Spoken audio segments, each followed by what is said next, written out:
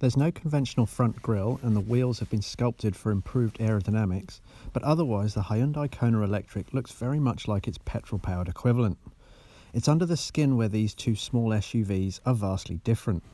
The EV version does away with a 4-cylinder petrol and uses only an electric motor with a healthy 150 kilowatts and 395 newton meters. This means a warm hatch rivaling 0 to 100 time of 7.6 seconds, while a 64 kilowatt-hour battery serves up an impressive range of well over 400 kilometers. That's almost double Hyundai's Ioniq Electric's range and 180 kilometers more than Nissan's Leaf. Great news for those worried about range anxiety, but it comes at a price. At over $65,000 drive away, the mid-spec Kona Electric Elite is over $30,000 more than its petrol equivalent.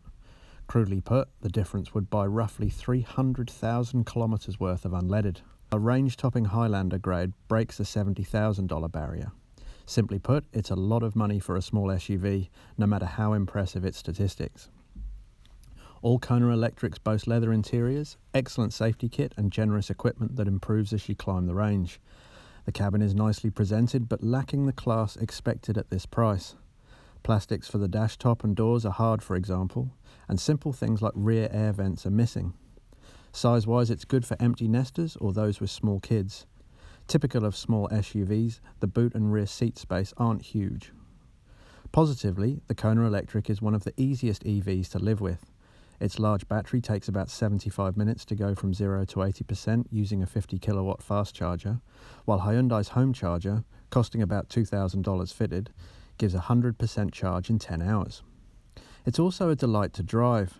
Power goes only through the front wheels, and the tyres struggle to grip if you lean on the throttle too hard, but you're rewarded with zippy acceleration that gives the Kona a sprightly, fun feeling.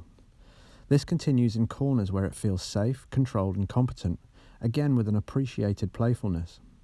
Steering wheel paddles alter energy recuperation. You can select level 0 for none, useful when navigating a car park for example, while maximum level 3 is great in town or down hills, the regenerative braking meaning you quickly learn to barely use the brakes.